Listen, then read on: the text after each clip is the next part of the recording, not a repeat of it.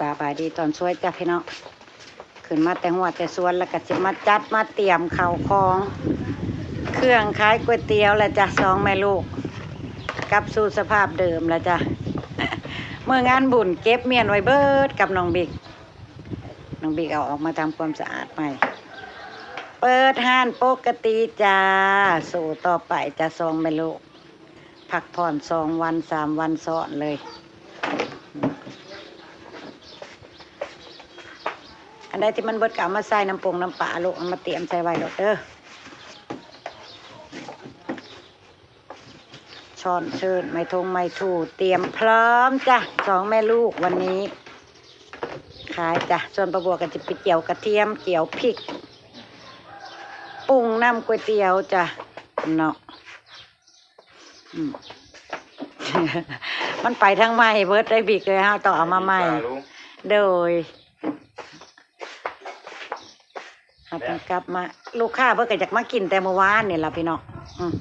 แต่ว่าประบัวบ่ได้เปิดวันนี้เปิดปกติจ้า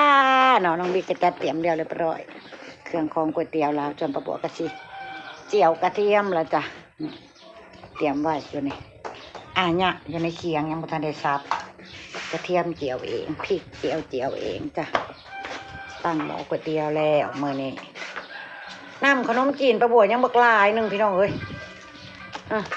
เสียดายได้เฮ็ดจังไดน้อตักแซ่ฟีดไว้บ่เฮ้ยตักแซ่ฟีดไว้ไม่ได้กินแต่จังอื่นเนาะมันหลายมันยังบักลายหนึ่งเลยพี่น้องซื้อปัญญามเฮาอยากเฮาก็ออกมาอุ่นแล้วก็ซื้อขนมจีนซื้อเส้นมาคุเล่ใส่ก็กินได้เนาะหาเหมียงใส่พ่อใหญ่พรโบ่น่าแลเปื้อๆข้าวซอยดีพี่น้องเบิ่งอีหยังเบิ่งคลิปเจ้าของโอ้ยว่ารอจำไหนโอ้ยบิ๊กบิ๊กใครก็บ่ฮู้เด้อพอไผบิ๊กน้องบิ๊กกันพ่อว่านั่นนี่ละเขินได้พี่น้องมาประบัวขออนุญาตซับกระเทียมเจียวก่อนพี่น้องเนาะเปิดร้านแล้วเด้อจ้ามื้อนี้เปิดปกติแล้วจ้าทุกคนต้นแรงเข้าเราว่าจังซี่ดอกเบอร์7อีหยังเบอร์7เป็นอะไรปวดแก้วหายยังลูกหายแล้วบ่นั่งก็กินข้าวได้กินเขาก็กินข้าวได้ให้แม่ซุกพาไปถอนบอกแม่ซุกพาไปถอนออกถอนข้างนึงก่อนเบอร์7ยังเบอร์7ก็ห้าม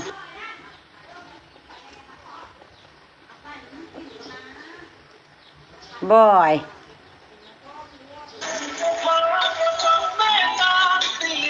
มันดีบักหำอย่าพะโล้แม่เอาสิพะโล้ยังเขาเปิดเพลงเลือกตั้งเบอร์7อ๋อเอาสบายดีป้าลุงนะลูกแม่เด้อเตรียมของแล้วแหละกำลังกินแล้วเสร็จแล้วบื้นวันยังจังว่าวันหยุดทุกวันอังคารบ่ให้แม่ซุกพาไปถอนออกข้างนึงก้อนข้างเทียนเฮาถนัดกินข้าวนั่นซะก่อนถอนออกที่ละว้ายยามันนั่นโพดคันมันได้บ่ล่ะกระถามหมอเขามันสะดวกสบายแล้วไปพุ่นน่ะบ่ต้องเอามันไว้แล้วมันทรมานลูกไปถอนออกโลดหมอยังแพงมันเนี่ยโอ้ยแพงบัดปวดไปอีเมลปวดแขวอีกแล้วบัดว่าเว้นบ่มือน่ะเนาะพี่น้องบี้ห้องโทรมาหาแม่มันก็สิบ่ปวดแต่ว่าไปถอนไปถอนออกแล้วมันก็เศร้าปวดลูกมันเศษอาหารเนี่ยมันก็บ่มีแนวปวดบ่ระว่างรออันน้ำก๋วยเตี๋ยวพด ก๋วยเตี๋ยวเดือดก็ ย่างอยู่ข้าวโบ คุยกับน้องบอยถาพี่น้องถามเพิ่นพร้อมว่าเพิ่นหายปวดยังสิให้หน้าเพิ่นพาไปถอนฟันล่ะจ้ะบ่ให้เอาไว้ล่ะจ้ะมื้ออื่นพอดีเป็นหยุดห้านพอดีหยุดร้านก๋วยเตี๋ยวหยุดร้านขายของยังนะลูกอะไรเอ่ย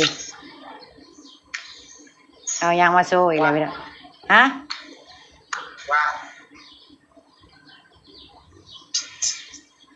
มันคืออย่างนะลูก เกี่ยวกับร่างกาย เฮ็ดอะไรอันนั้นน่ะ หรือว่ากระจับมีขึ้น ลองมาดูน่ะ ขึ้นปกติจนแค่ที่รุดเลย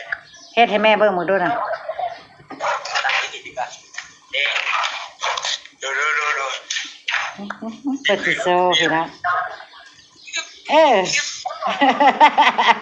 เออ เดี๋ยวตัดมาเลย เออ ใครไปอยู่ซื่อน้อยนะเห็น ก็ดีแหละ ไปสร้างเสียกระโดดมาโดด เออเปิดลงเปิดโซกลางพี่น้องโซกลาง โอ้ยโซกลางตายแล้วลูกข่อย เย็บอะไรเย็บเพิ่มเลย ฮะ เย็บเสร็จแล้ว เฮ็ดมือแรกนะลงไปงวดนี้รู้สึกว่าสิสดชื่นเนาะ พอยอมถ่ายแบบไหนจะได้มือ แน่ไปหาเฮ็ดแกงเนาะไปทางใดเลยเดียวเนี่ยนะบ่ไปทางใดน้องสาวนะ คนงามก่อยสบายดีป้าลุงนั่นเด้พี่น้องฮู้แต่จะได้ยกมือถ่าโลดคนสวยทำอะไร เบิ่งการ์ตูนนี่เนี่ยเบิ่งหน่อยเลย ก็ตามภาษาเธอนั่นแหละเฮ้ย บ่เปิดเพลง เออ เบิ่งอันนี้แล้ว บ่เปิดเพลงได้ป้าลุงเบิ่งอยู่กินข้าวหรือยังป้า แย่ เดินหรือยังวันนี้เดินหรือยังฮะเดินออกกำลังกายหรือยังหนูฝ่าน่ะ หนาเปลี่ยนสีได้ถามมาเลยเนี่ยยังก็เดินให้ป้าลุงเบิ่งจักรอบหนึงสิลูกนี่ป้าลุงเบิ่งอยู่นี่เดินอิหยังอันนั้นน่ะ กระเป๋า โอ้กระเป๋าอุ้ยมีหดกระเป๋าลองเดินให้ป้าลุงเบิ่งดูน้องฝ้ายยังเดินได้คือเก่าอยู่บ่นอฮะป้าลุงถามว่าน้องฟ้ายังเดินได้อยู่หรือเปล่า ไหน ฮะ มา จะโชว์แล้วป้าลุงรอดูนะน้องฟ้าจะเดินให้ดูจะฮือขี้โผขึ้นอายป้าอายลุงโอ้สิเน็บใน โอ้ก่อนสิเดินต้องเน็บในก่อนอุ้ยคนสวยของข่อยฮะ ขายอยู่ ฮะขายอยู่เอาเลยโชว์เลยพูดย่างมันบันไดขึ้น ไปเดินแล้วท้องฟ้าเดินได้เหมือนเดิมจ้าทุกคนนาน เดินมาเลย เดินกลับมาหาไอ้บอย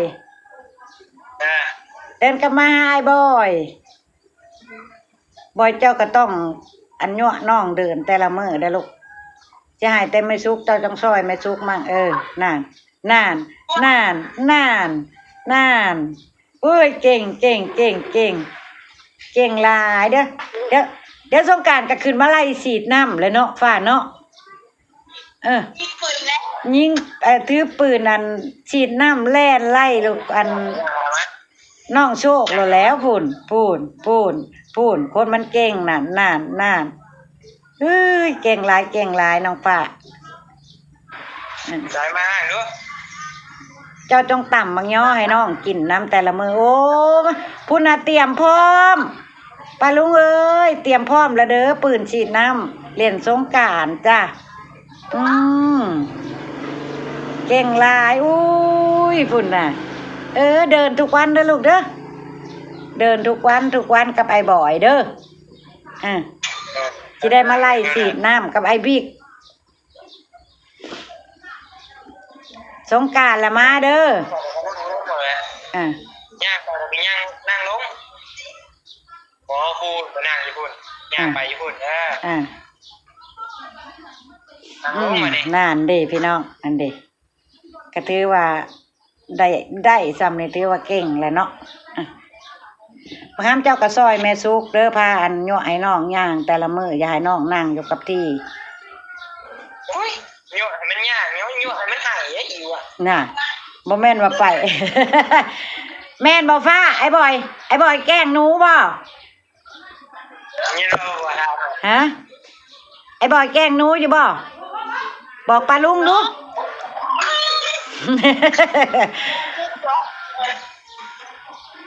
ฟังแน่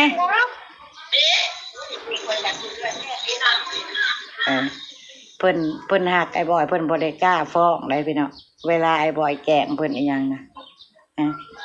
เพิ่นเก่งใจเห็นยังประมาณนี้เด้สุกใจแหละแม่สุกนะคือว่าเห็นแบบพาบอยไปถอนแขวเด้อไปยังบอกว่าให้ดูตาได้ถอนออกซะมันทรมานนั่นซะมันอยู่หม่องสะดวกสบายนะมาบ้านเฮาน่ะมันยากหม่องถอนนั่นมันกินยังเข้าไปแล้วมันก็อักเสบแล้วมันก็ปวดอยู่นั่นแหละจัดการมันออกให้มันเรียบร้อยแล้วเด้อลูกเด้อเซ็ตเปิดบ่ได้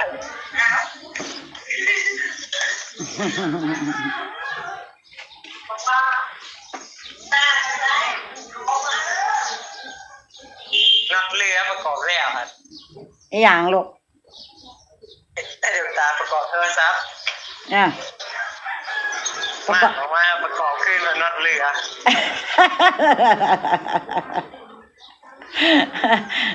สร้างบ่อันนั้นนะสร้างสร้างประกอบขึ้นบนน็อตเรือเอาใส่ในใจว่าบ่เปิดเครื่องมาได้ประกอบเสร็จอ้ายเพิ่นทำงานนำกันพี่น้องเพิ่นเว้าถึงอ้ายเพิ่นเฮ็ดงานนำกันประกอบมั่งโทรศัพท์แล้วบัดสิประกอบขึ้นเลยฮะมงใส่น็อตบ่มีว่าซั่นเหลือเปิดเครื่องบ่ได้อีกอะไรไหมอ่ะเปิดให้เหรอทำงานลูกทำงานอย่าลืมวันหยุดแล้วไปเอาออกแควนั่นเปิดโทรศัพท์เครื่องใหม่ก่อนบ๊ายบายป้าลุงก่อนบ๊ายบายพี่น้องก่อนจ้าเรียบร้อยจ้ากระเทียมเจียวฮะกระเทียมกระเทียมเจียวป่ะถ้าเนี่ยค้าน่ะมาส่งให้เมื่อคืนนี่มันนั่นน่ะเด้ติ้งเก่ามาให้ข้านเก่ามาให้ซ่อนกันดูเดี๋ยวให้คอยอยากได้ก่อนมันไหวมันนี่ในเขาเอาเงินก่อนให้ไปเอาท่านเสร็จเรียบร้อยพี่น้องกระเทียมเจียวปลาบัวเจียวเองเหลืองงามอลามตาเนาะจ้ะว้าวหอมทะลุเจาะพี่น้องจ้ะโอเคจ้าปลาบัวเก็บภาพบรรยากาศเตรียมข้าวเตรียมของขายใบซ้ำนี่แหละจ้ะเอาไว้พบปลาบัวคลิปหน้าเด้อพี่น้องเด้อไปละจ้าขอบคุณทุกกำลังใจขอบคุณทุกการติดตามขอบคุณที่บอกข่าวโฆษณาปลาบัวเด้อพี่น้องเด้อปลาบัวก็มีกำลังใจถ้าพี่น้องเขามาให้กำลังใจปลาบัวก็มีกำลังใจเห็นคลิปต่อไปละจ้าสบายดี